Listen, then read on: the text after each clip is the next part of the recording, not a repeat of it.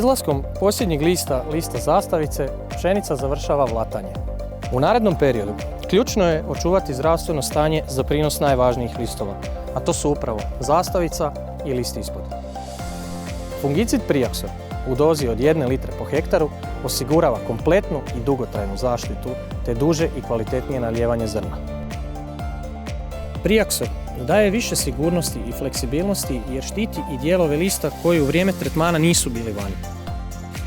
Zahvaljujući pozitivnom utjecaju na fiziologiju biljke, pšenica i ječam lakše podnose stres uslijed suše i visokih temperatura.